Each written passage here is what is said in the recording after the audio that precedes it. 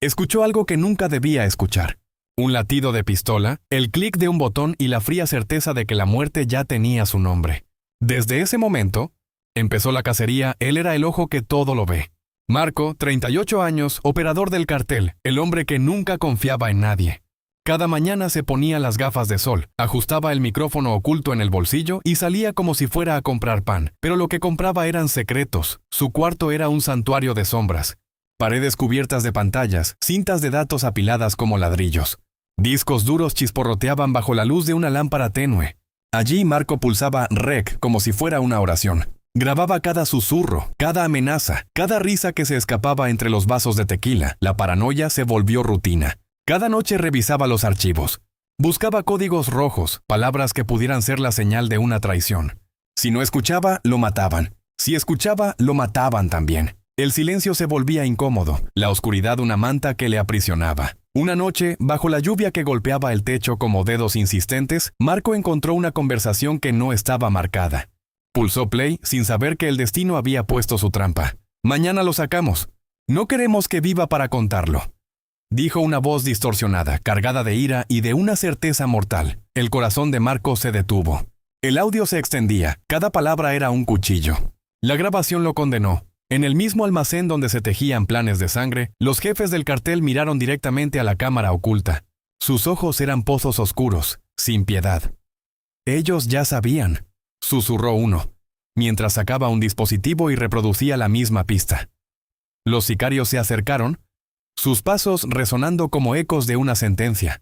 Marco sintió que la pared se cerraba, que cada respiración era un conteo hacia el final. Corrió por pasillos estrechos. La adrenalina golpeaba su pecho como una metralla.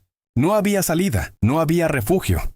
Cada sombra era una mirada, cada esquina una trampa. El latido se volvió silencio.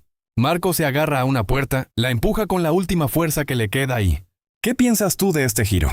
Déjame tu teoría en los comentarios. De verdad quiero saber qué crees que hará Marco ahora. El sudor le corría por la frente. El latido retumbaba como un tambor de guerra. Cada paso que escuchaba era una sentencia. La puerta se cerró tras él con un golpe seco, como el sello de una tumba. Marco giró la cabeza. La luz parpadeó. Una sombra se deslizó por la pared, sin forma, sin rostro. Era el eco de los que lo habían traicionado. Se agachó. Arrastró el cuerpo hasta el suelo helado. Sus dedos rozaron una tubería oxidada. Un último intento de escape. La respiración se volvió rasgada. Los pulmones ardían. Podía oír la respiración de los sicarios, el crujido de sus botas sobre el cemento.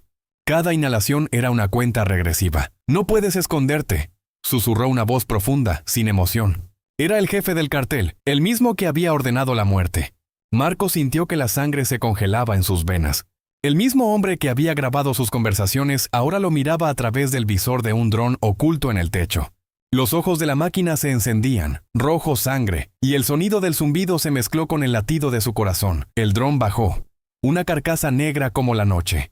Marco se dio la vuelta, buscó una salida, pero la única ruta era un pasillo estrecho que terminaba en una puerta metálica. La puerta estaba cerrada con una cerradura electrónica. En la pared, una pantalla mostraba su propio rostro, tembloroso, mientras la grabación se reproducía una y otra vez. La frase que lo había condenado resonaba en la habitación. «Mañana lo sacamos». Cada repetición era un martillo que golpeaba su mente. Pensó en el montón de discos duros que guardaba en su cuartel. En los cientos de horas de audio que había acumulado para protegerse. Ahora, esas mismas voces lo atrapaban. La paranoia había sido su aliada, pero también su condena. No había forma de borrar lo que ya había sido escuchado. No había forma de borrar lo que ellos ya sabían. Un ruido metálico resonó. Una mano enguantada empujó la puerta. Los sicarios entraron formando una fila como sombras alineadas. Uno de ellos llevaba un dispositivo de interferencia, listo para destruir los archivos. Marco sintió la presión del aire, la proximidad del peligro, el inevitable final. Su mente buscó una salida, una última jugada. Sacó del bolsillo el pequeño grabador que siempre llevaba. Lo activó, pero la pantalla mostraba solo estática. La señal estaba interferida. Cada intento de grabar se convertía en silencio. La tecnología que había usado para espiarle ahora le borraba la voz. La oscuridad se espesó a su alrededor. El jefe se acercó, su rostro una máscara de hielo. «¿Creíste que podías jugar a ser el dios de la información?», dijo con una sonrisa que no alcanzaba los ojos. «La verdadera traición es confiar en la sombra». Marco intentó hablar, pero solo salió un suspiro ahogado. El jefe apretó el gatillo. El sonido del disparo se fundió con el latido final y la pantalla se apagó. La habitación quedó en silencio, un vacío que resonó más fuerte que cualquier explosión. La grabación quedó sin terminar, atrapada en el último eco de su respiración. Un segundo después, la puerta se abrió de golpe. Un hombre de uniforme entró, tomó el cuerpo sin vida de Marco y lo colocó sobre una mesa de metal. Sobre la mesa, la pila de discos duros brillaba bajo la luz mortecina. El hombre abrió uno, lo conectó a una computadora y empezó a reproducir la última pista. La voz de Marco, ya sin vida, seguía allí diciendo, «Ellos ya sabían». La frase se repitió una y otra vez, como una maldición que no tiene fin. La cámara se aleja lentamente, mostrando el rostro del hombre que ahora controla la información.